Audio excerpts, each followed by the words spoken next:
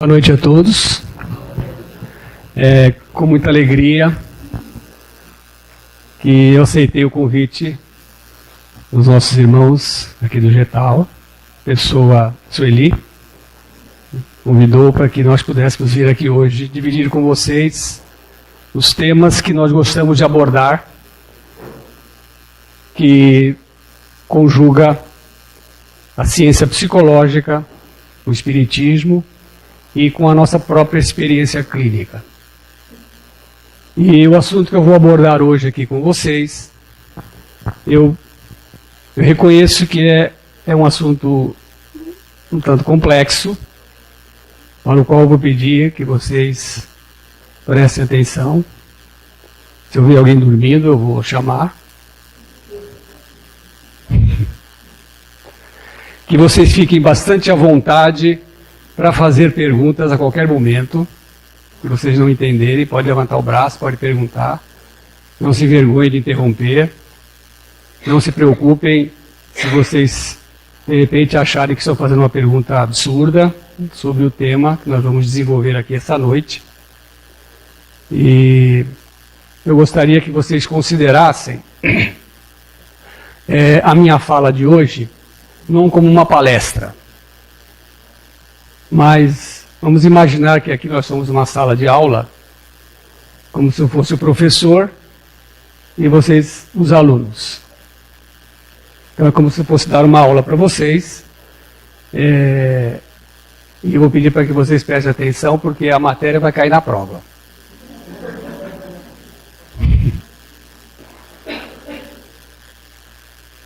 Então, muito bem.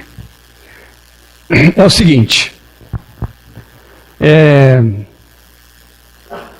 a terapia de vidas passadas, ou terapia regressiva, ou simplesmente TVP, ela é uma abordagem psicológica, psicoterápica, que se baseia na hipótese da reencarnação, de que nós já vivemos muitas vidas no passado, e supostamente iremos viver muitas no futuro, se Deus quiser, nesse planeta. E ela se baseia na hipótese de que nós já vivemos muitas experiências em outras vidas. Experiências boas, experiências tristes, experiências felizes, experiências amargas, dolorosas, trágicas. E eu sempre costumo dizer, os pacientes, brincando, eu digo assim, nós já fomos homem, mulher, preto, branco, rico, pobre, fomos escravos, senhor, fomos freira, padre, papa, guerreiro, já fomos tudo isso aí. Então vocês imaginam a quantidade de histórias, a maior parte delas dramáticas, que não estão gravadas na nossa memória. Evidentemente que a maior parte dessas histórias estão resolvidas. Pode ser que haja histórias difíceis, dolorosas do passado, mas que nós já resolvemos as questões pendentes dessa história. Mas existem histórias, existem personagens nossos de outras vidas, que é como se não tivesse resolvido. É como se tivesse alguma coisa ainda pendente do passado para ser resolvido. E às vezes, situações que nós passamos na vida atual, pode ser que desperte algum desses nossos personagens passados. Alguma dessas histórias é como se elas aflorassem na vida presente. Mas não em forma de lembranças, porque a gente não se lembra conscientemente. A não ser que faça regressão de memória. Tem até pessoas que sonham com vidas passadas, que têm flashes de vidas passadas, mas normalmente nós não nos lembramos. E como que essas histórias estão vivas e presentes na vida atual, no momento atual? Na forma de sintomas. Muitas vezes essas histórias do passado estão presentes, se revelam através de um transtorno do humor, como por exemplo a depressão, a psicose maníaco-depressiva, que é o transtorno bipolar. Muitas vezes se reveste num comportamento inadequado, numa ansiedade, numa dificuldade de relacionamento, num comportamento difícil, numa raiva, numa tristeza aparentemente sem motivo. Então, essas experiências do passado, muitas vezes elas se revelam dessa forma. E é o seguinte: esses personagens nossos do passado, que viveram essas experiências e que estão presentes hoje na nossa vida, eles estão presentes de forma assintosa. É como se eles fizessem parte das nossas vidas hoje, das nossas experiências. É como se esses personagens dessas experiências passadas estivessem vivos ao nosso lado, como pessoas, como um ser com o qual nós podemos inclusive até dialogar, conversar, trocar uma ideia. A médium Mônica de Castro, vocês devem conhecer, os livros delas são muito semelhantes aos livros da Zíbia Gasparetto. Ela, inclusive, edita os livros dela na editora da Zíbia. Os livros da Mônica de Castro são livros, histórias, romances muito conceituados no movimento espírita. Muitas pessoas já leram e gostam da Mônica de Castro. Ela escreveu um livro recentemente, que eu acho que inclusive foi o último livro que ela escreveu, que se chama A Força do Destino. Então, a história desse livro é a seguinte: ela se passa no ano de 2220, ou seja, século 22, no futuro, daqui 100 anos. E na história existe uma personagem que se chama, acho que Marina. E essa personagem, ela é casada e está esperando um filho. E ela tem umas visões, frequentemente, e que nessas visões surge uma pessoa, uma moça, que estaria vivendo 100 anos no passado, ou seja, estaria vivendo agora, em 2015. E a personagem principal, a Marina, está vivendo em 2215. Vamos imaginar, 100 anos no futuro. E essas visões que surgem no pensamento dela começam assim se intensificar, e ela chega a relatar para o marido. E o marido diz assim: deve ser por causa da sua gravidez. Você deve estar super excitada, né, por causa da gravidez, ansiosa. E aí ela diz para o marido assim: só que eu tenho a impressão que essa moça está viva. Aí o marido: mas como viva? Você disse que ela vive no passado, há 100 anos atrás. Sim, eu inclusive vejo lá a casa onde ela mora, os problemas e os conflitos pelos quais ela passa com um filho pequeno. Consigo ver inclusive a idade que ela tem, o lugar onde ela trabalha. Mas não sei, eu tenho a impressão que ela está viva. E que eu conheço essa moça. Bem, eu não vou contar a história toda do livro, porque eu gostaria que vocês lessem. Certo dia, essa Marina está andando na praia, porque ela morava numa cidade litorânea. E ela está andando na praia, pensativa, inclusive com relação a essas visões que surgiam no pensamento dela. E, coincidentemente, a personagem lá do passado, que surgia nas visões dela, estava também caminhando na praia no mesmo local. Ou seja, elas estavam no mesmo espaço, mas em épocas diferentes, distantes uma da outra 100 anos. Entenderam? E aí, elas estão andando e, de repente, ambas entram num estado alterado de consciência e elas se veem uma a outra. Parece que todo o cenário em volta desapareceu E de repente elas se veem, se olham e conversam uma com a outra. E um detalhe, é a mesma pessoa. Ou seja, é uma encarnação da Marina 100 anos antes. Mas parece que essa questão acaba criando um paradoxo do tempo. Porque como é possível duas pessoas estarem no mesmo lugar ao mesmo tempo? Mas não são duas pessoas, é uma pessoa.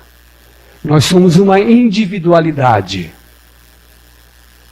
E nós tivemos muitos personagens. E como eu disse a vocês, personagens nossos do passado, que ainda encontram-se presos a esse passado, podem apresentar vivacidade como se estivesse hoje encarnados do nosso lado.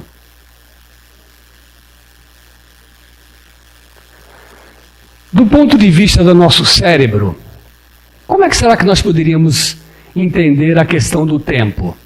Vocês sabem que nós não somos o nosso cérebro. Nós somos um espírito e momentaneamente estamos presos num corpo físico. Esse corpo físico, embora muitos de nós nos identificamos com ele, nós não somos o corpo físico. E um matemático físico austríaco, naturalizado americano, chamado Kurt Gödel, ele provou isso através de um algoritmo que ele desenvolveu, mostrando que um sistema não pode ter autoconsciência. Explico.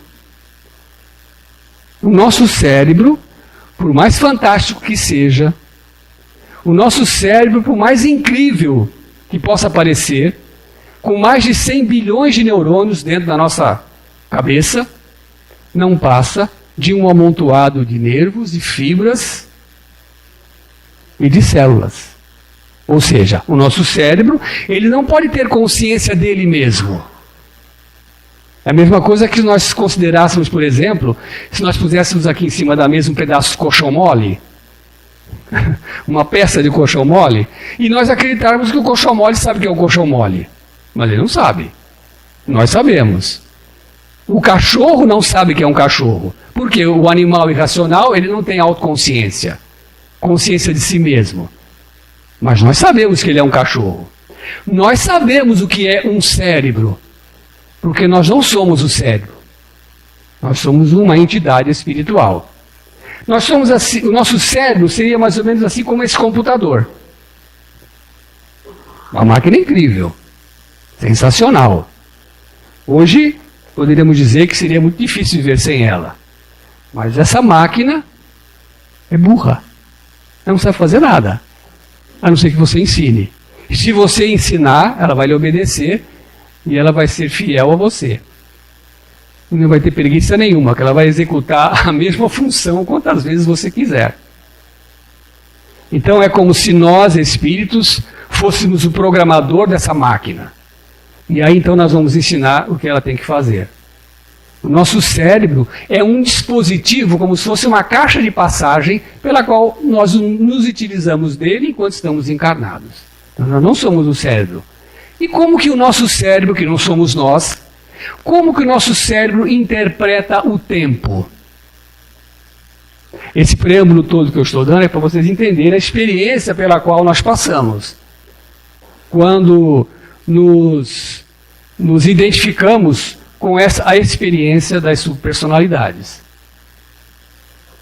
O Alisson Murotti, ele é formado em Biologia pela Unicamp, pós-graduado em Genética pela USP e pós-doutorando em Neurociência pelo Instituto Silk nos Estados Unidos. E atualmente ele é professor de Medicina da Universidade da Califórnia. O Alisson, brasileiro, ele descreve uma experiência do francês Michel Siffre, que queria provar como que o nosso cérebro identifica a passagem do tempo. Então o que ele fez? O doido do cientista. Ele se trancou dentro de um laboratório, uma sala assim ampla como essa, sem contato nenhum com o mundo externo. Ele ia passar dentro daquela sala o período de 1 ano. Ali ele ia ter tudo que pudesse existir para ele sobreviver durante 1 ano. Alimentação, vestuário, livros para ele ler, coisas para ele passar o tempo. E ele então avisou para os seus assistentes e os seus alunos que iam observá-lo através de câmeras. Ele disse a eles que só retirassem ele lá de dentro, só abrissem aquela porta se houvesse passado 1 ano, ou se eles percebessem que ele corria risco de vida. Então ele começou a viver no laboratório. Inicialmente, ele até chegou a contar o tempo que estava passando, porque você sabe que nós temos dentro de nós, no nosso cérebro, o ciclo circadiano, que descreve a passagem do tempo, do dia e da noite. Mas como ele não tinha contato com o mundo externo, ele perdeu essa noção do dia e da noite. Ele não sabia quando o sol estava nascendo, quando estava se colocando. Então ele dormia quando tinha sono, comia quando tinha fome, fazia exercício, lia, ocupava o seu tempo. Passado um determinado período, os alunos abriram a porta do laboratório. E ele se espantou e disse: mas por que vocês estão abrindo essa porta? Eu disse que era para esperar a passagem de 1 ano. Assim, passou 1 ano. Mas na contagem biológica dele havia passado apenas 2, 3 meses. Ou seja, como que nós contamos o tempo? Nós contamos o tempo através da sucessão de eventos. Ou seja, as coisas acontecendo, nós vamos contar o tempo. Então vem o Natal, vem o Ano Novo, Carnaval, Páscoa, nosso aniversário e assim por diante. O sol se põe, o sol nasce. E é assim que nós vamos contando o tempo. Se nós nos privarmos dos eventos do nosso dia a dia, nós paramos de contar o tempo. O nosso cérebro para de contar o tempo. Mas, e do ponto de vista espiritual? Como que nós contamos o tempo? Essa foi uma questão que Kardec fez para os espíritos. Como que os espíritos percebem o passado e o futuro? Como que os espíritos entendem essa questão do passado e do futuro? Kardec perguntou. Sabe o que os espíritos responderam? Quando nós nos ocupamos com eles se tornam presentes. Passado e futuro se torna presente. Então, no mundo espiritual, você já deve ter lido a respeito disso, deve ter ouvido falar, que para os espíritos evoluídos, para os espíritos mais adiantados, não existe passado e futuro. O que existe é presente. Então, o passado é presente, futuro também é presente. O Santo Agostinho, ele afirmou a respeito do tempo o seguinte: se ninguém me perguntar nada sobre o tempo, eu sei o que ele é. Mas se me perguntar, eu já não sei mais. Do ponto de vista espiritual, o tempo não existe. Isso é meramente uma formulação didática para nós entendermos a passagem do tempo. Então, nós podemos dizer, seguramente, o passado está presente e o futuro está presente.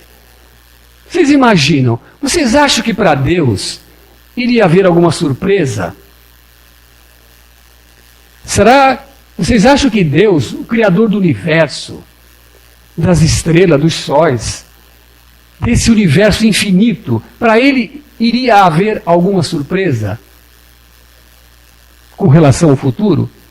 Porque Deus conhece o futuro. Se Deus conhece o futuro, ele já existe.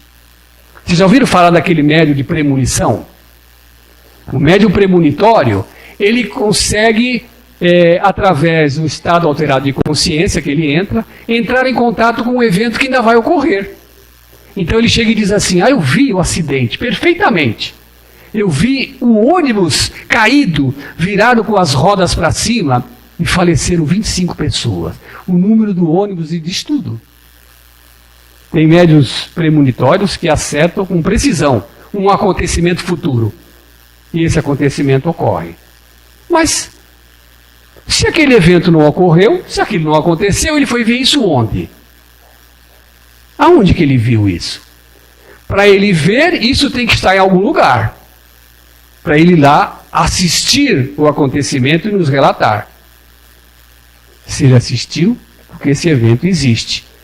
Em alguma parte da dimensão, alguma parte do universo, numa faixa de tempo que nós não conhecemos, ele existe. Então, nós podemos dizer que nós já existimos no futuro. Como também nós existimos no passado.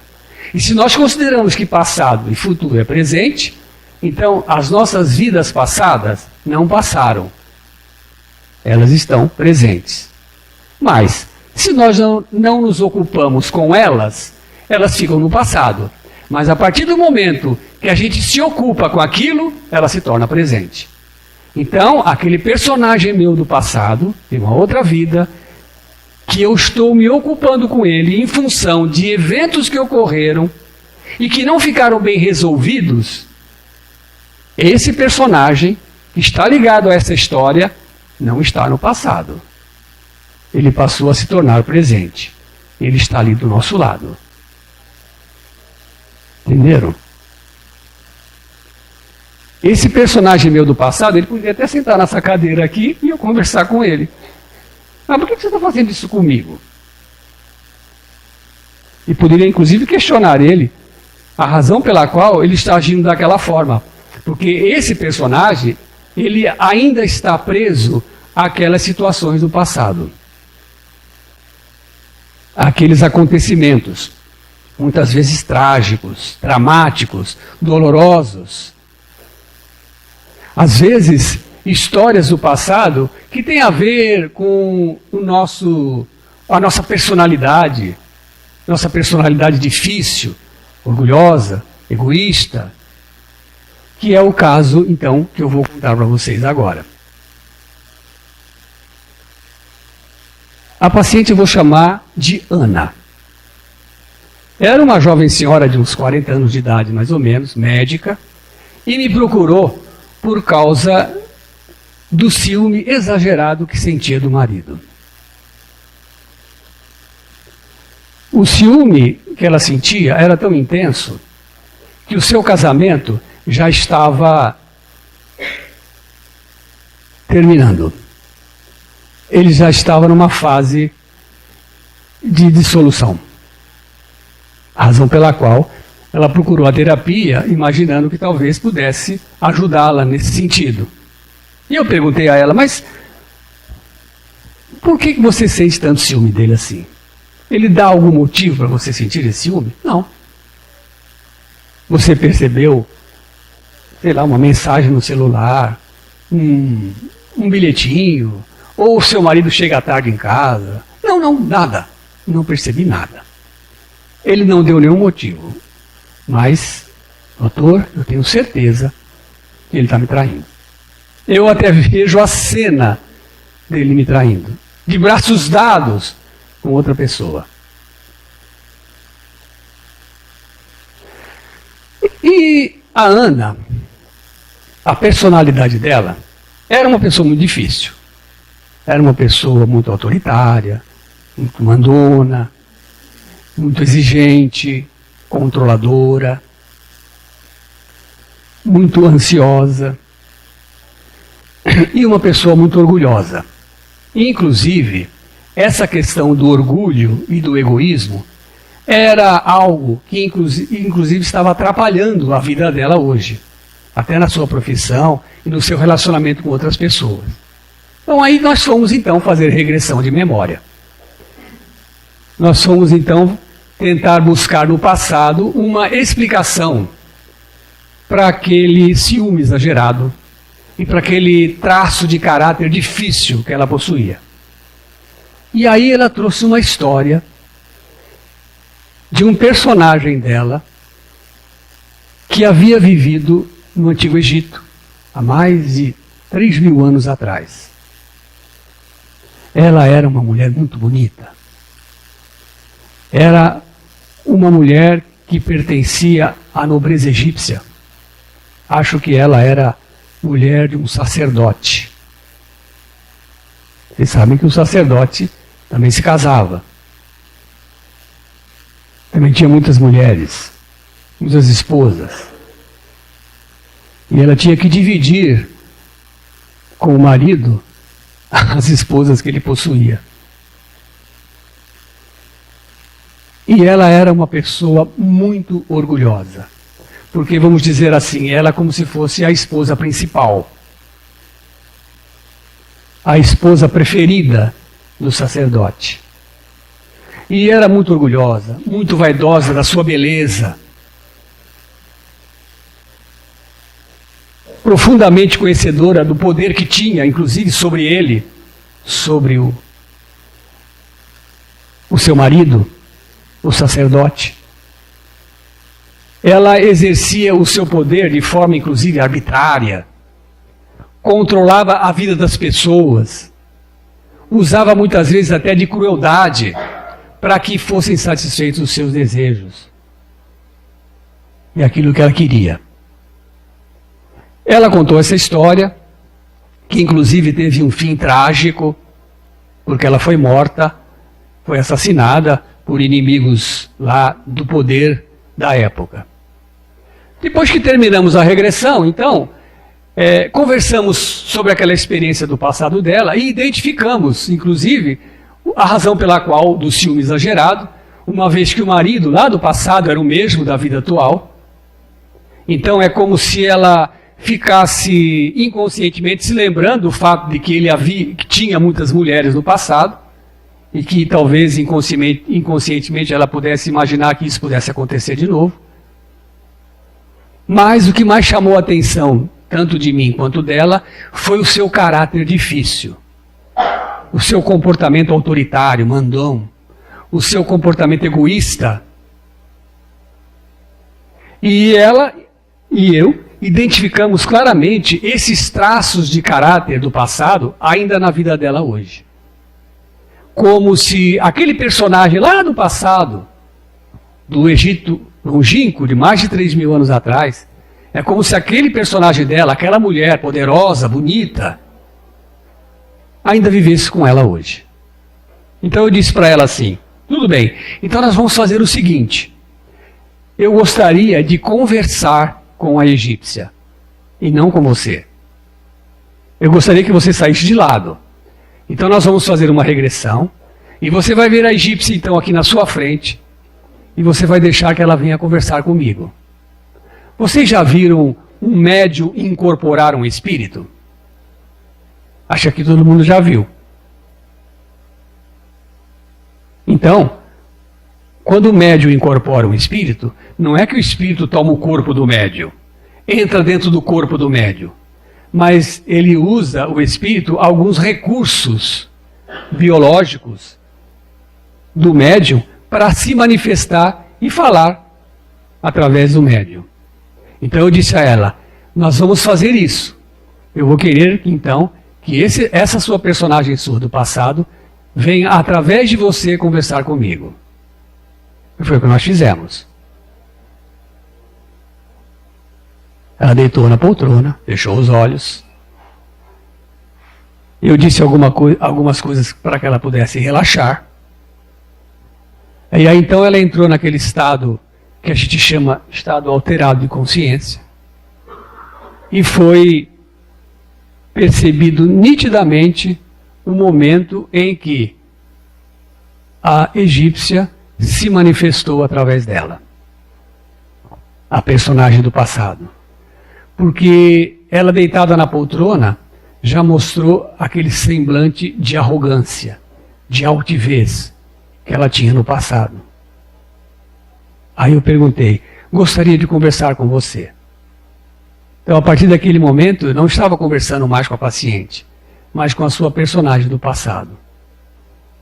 E eu disse, gostaria de conversar com você a respeito das coisas que você está fazendo hoje na sua vida, da forma como você está querendo viver a sua vida hoje e interferindo na vida da Ana. Estava falando com duas pessoas. E ela virou-se para mim e disse assim: você pensa que é fácil? Quem você pensa que é para estar se dirigindo a mim dessa forma? Eu falei assim: você não tem que disputar com ela a vida dela hoje. Porque ela precisa de você, mas você também precisa dela.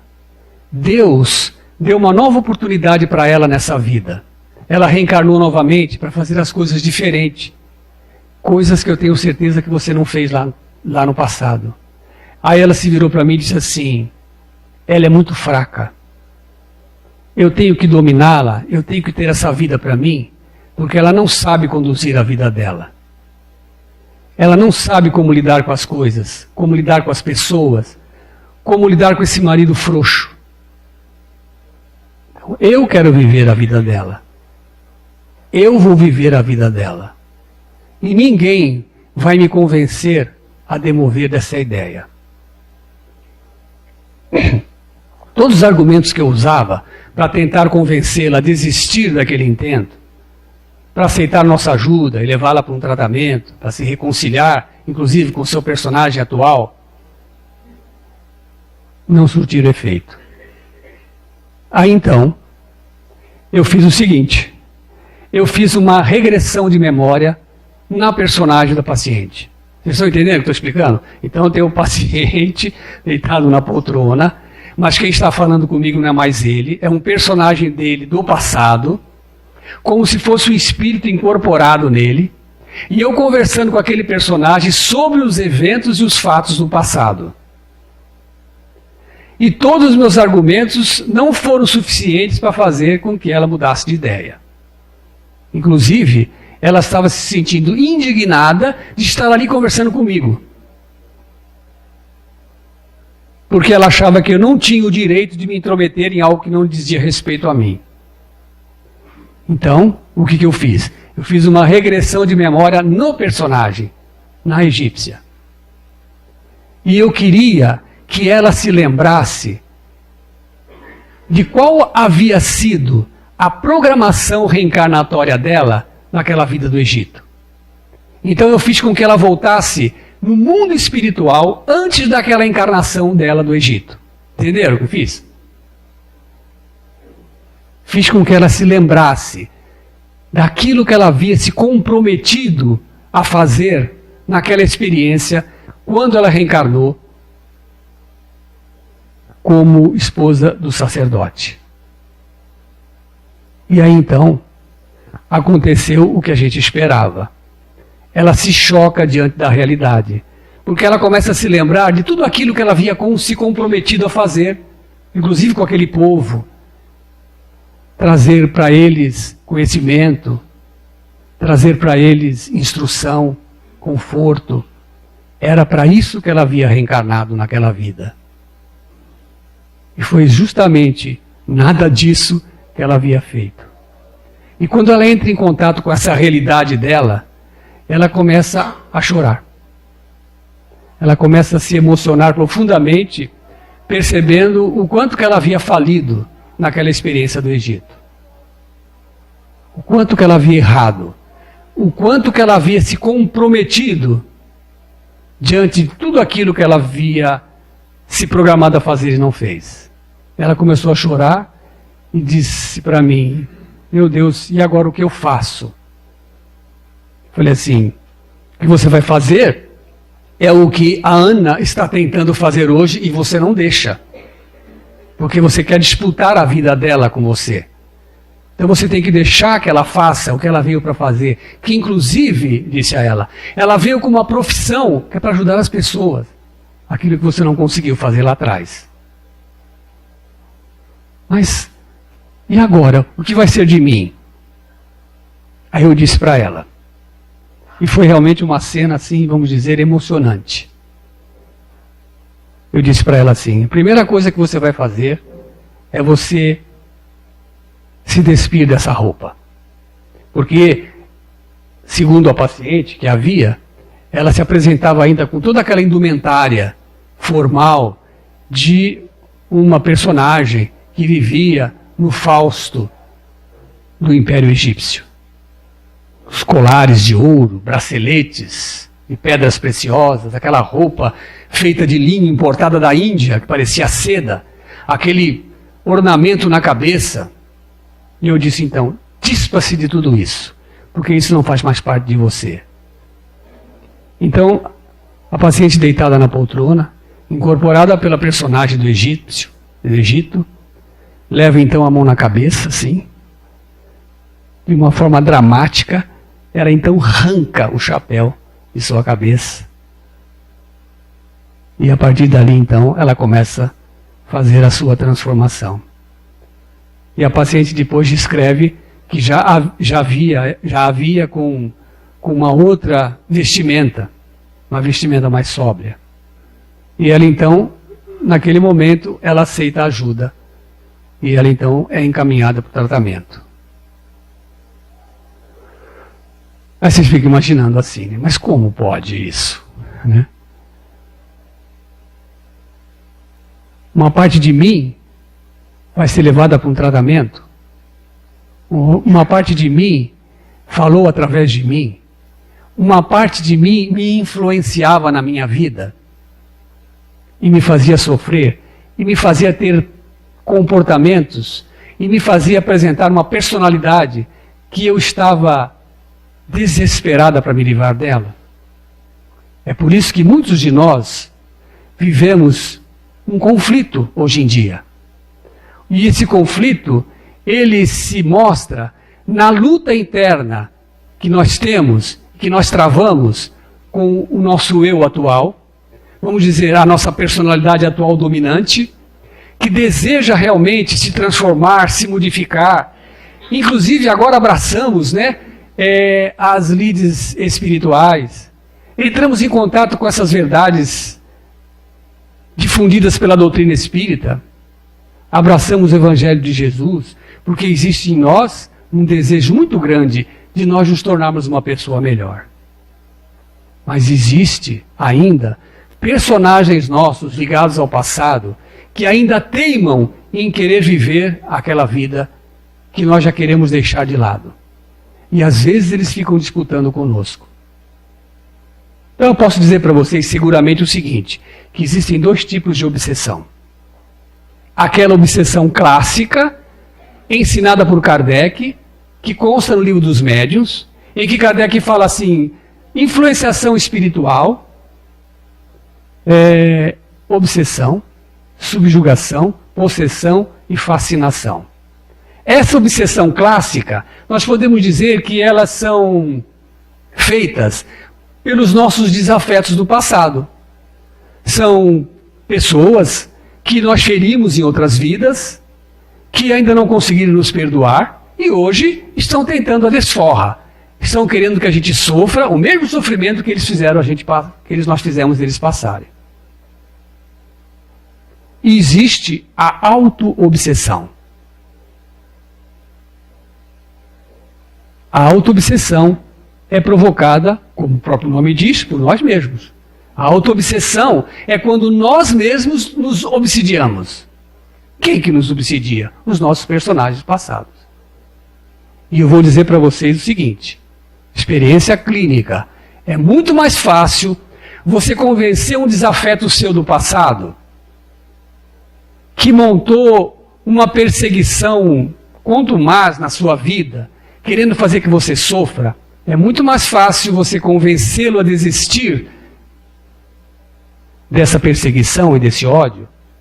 É muito mais fácil fazê-lo buscar um caminho diferente, esquecer aquele passado, tentar se melhorar, até pelo perdão que hoje a sua vítima faz, arrependido do que tem feito para ele no passado. É muito mais fácil você convencer ele do que você convencer um personagem seu que obsidia você porque quer ter a sua vida.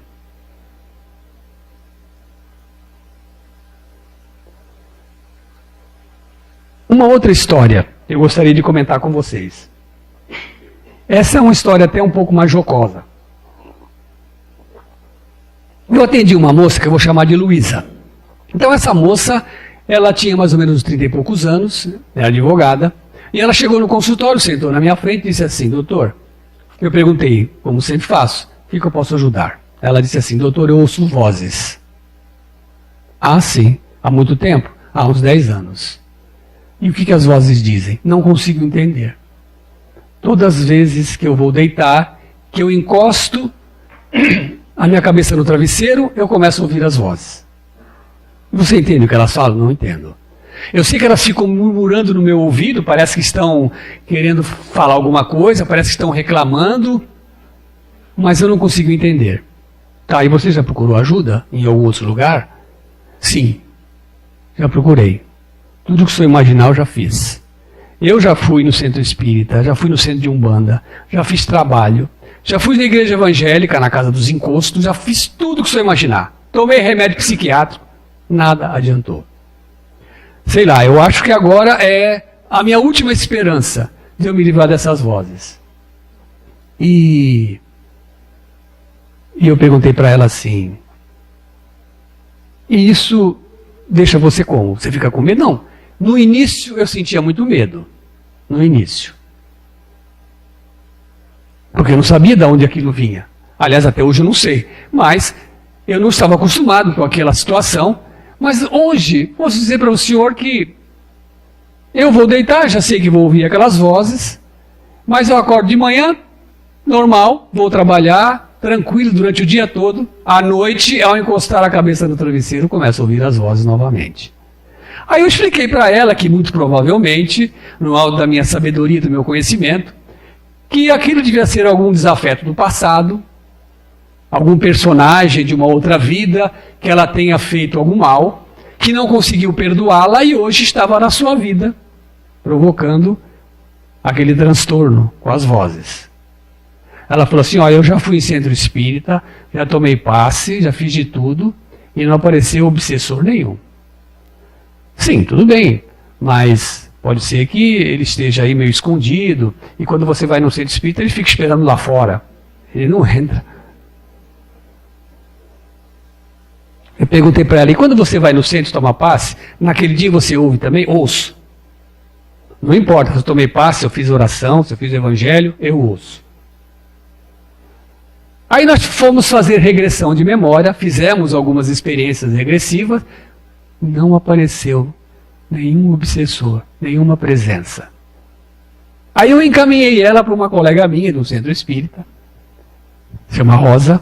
Eu falei assim: você vai lá nesse centro, procura a Rosa, fala que você está fazendo terapia comigo, conta o problema que você está passando e que ela vai te encaminhar para um tratamento, enquanto você continua vindo aqui. Ela, tá bom. Ela foi. Na outra sessão ela me disse: olha, eu fui lá, procurei a Rosa, falei com ela, expliquei. Ela mandou voltar no dia seguinte, que era o dia de tratamento. Eu voltei, me colocaram numa salinha, deitado numa maca, e umas 3 pessoas ficaram do meu lado, me dando passes, e rezaram, leram o evangelho, movimentaram as mãos lá sobre mim, aí mandaram sair, mandaram esperar lá fora.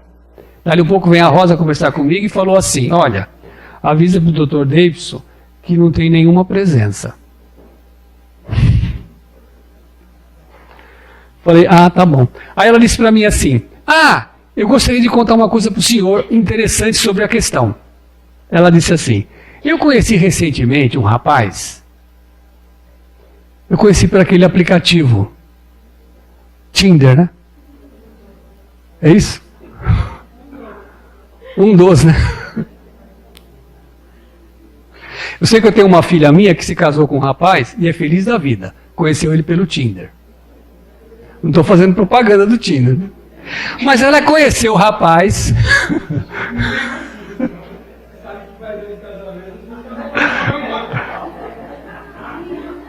Deu certo, viu? Então ela falou o seguinte: eu conheci um rapaz, eu comecei a conversar com ele, e ele mora numa cidade que se chama Nova Chavantina. Essa cidade, você desce de avião em Goiânia, pega um ônibus e viaja mais 9 horas para chegar em Nova. Falei: mas não tinha um rapaz mais próximo para você conhecer? Falei assim: não, mas é que eu comecei a conversar com ele, E a gente começou a conversar, e a gente viu que gostava de muitas coisas em comum. Depois que eu fui ver de onde que ele era.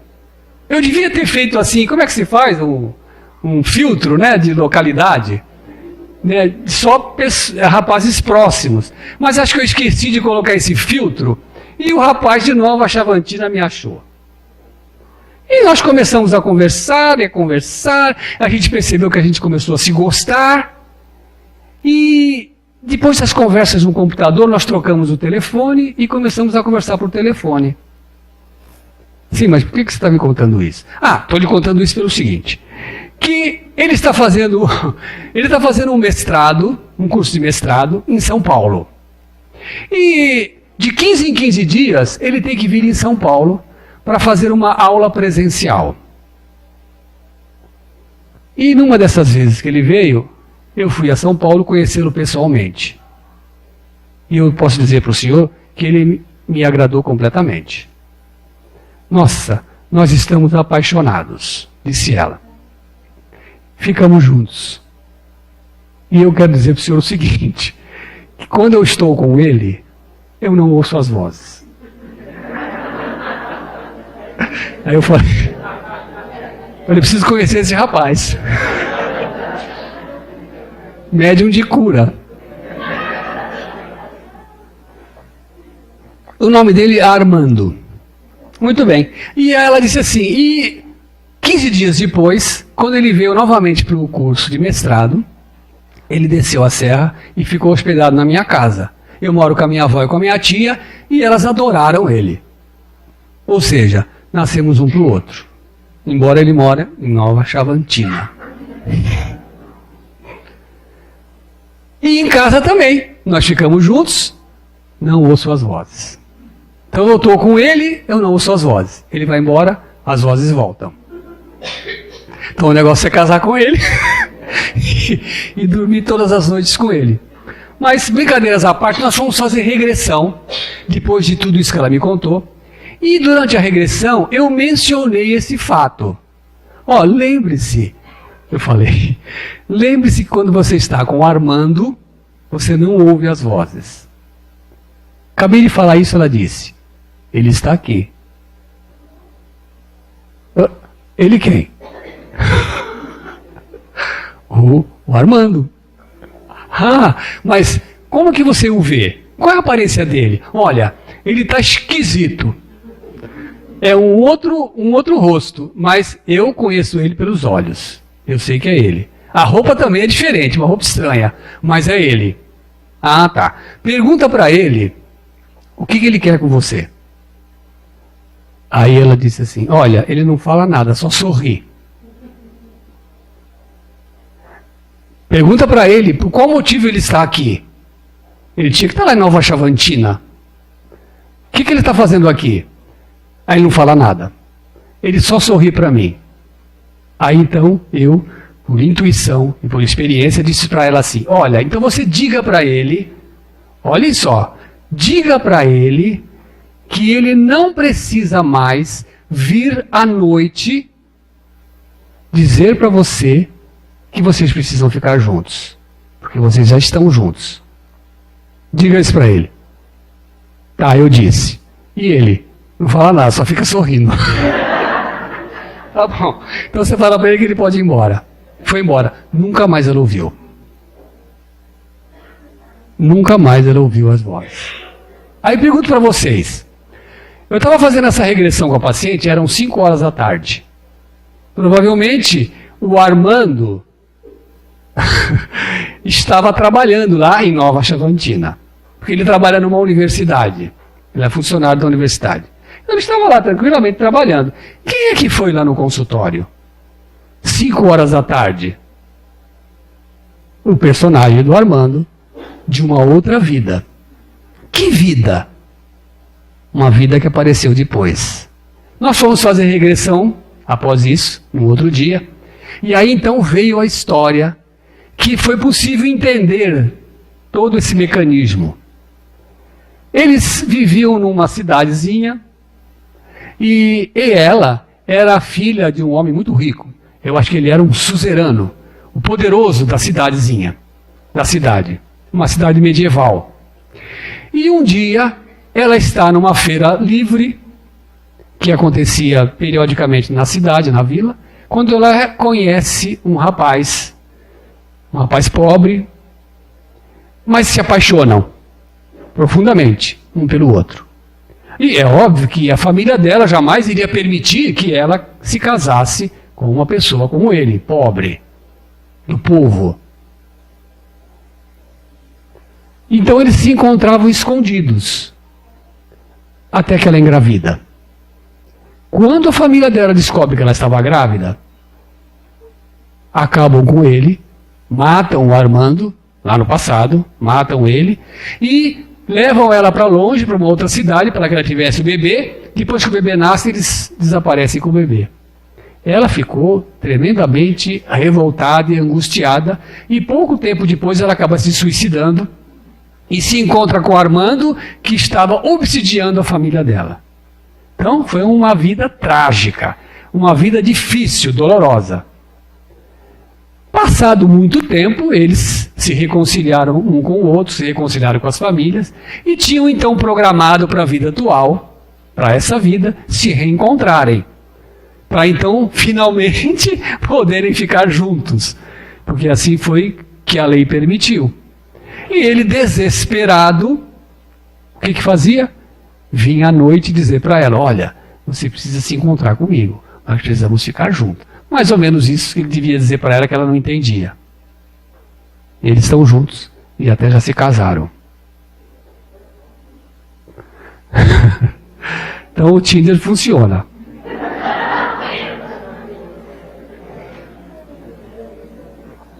Bom,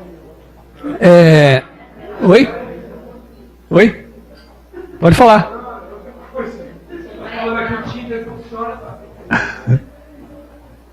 Bom, funcionou para algumas pessoas, né?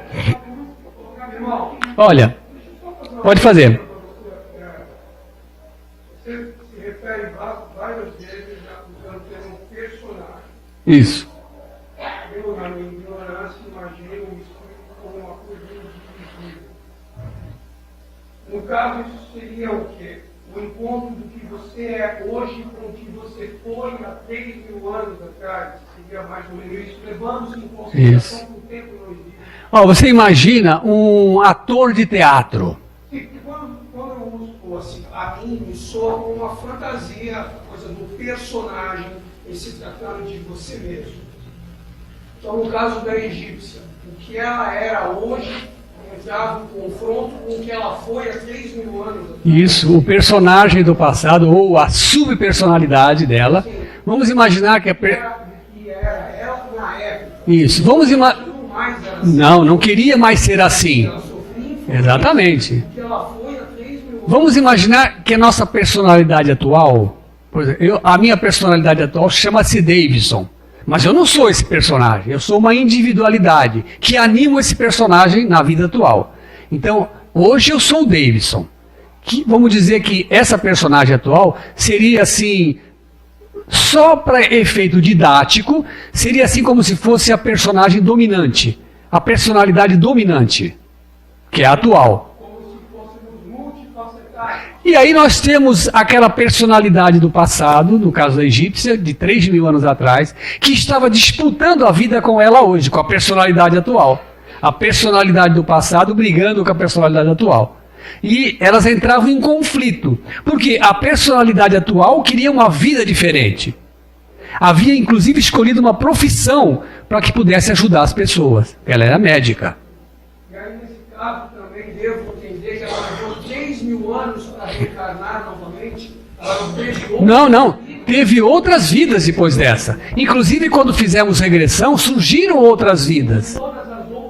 E em todas as outras vidas, não necessariamente ela sofreu a influência daquela personalidade do passado egípcio. Mas por algum motivo, na vida atual, por estar casado com a mesma pessoa do passado e por enfrentar situações que arremetiam àquele passado, é como se você despertasse aquela personalidade do passado. Como diz na questão do Livro dos Espíritos, quando eu me ocupo com o passado, ele se torna presente. Perceberam? A partir do momento que eu me ocupo com ele, que eu desperto aquela memória, aquele personagem, aquilo se torna presente, atual. Então eu vou entrar em conflito. Hã?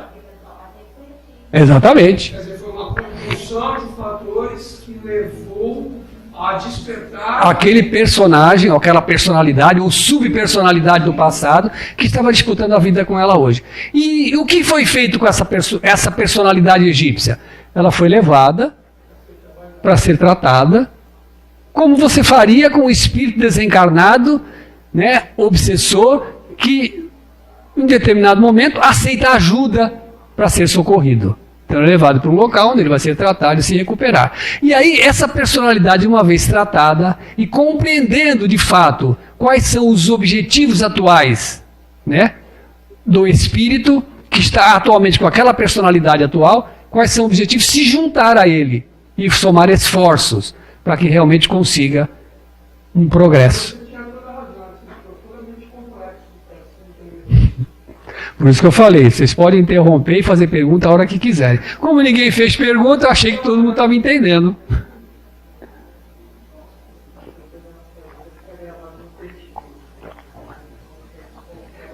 Pessoal, entenderam? Já tinha ouvido falar disso? Faz sentido?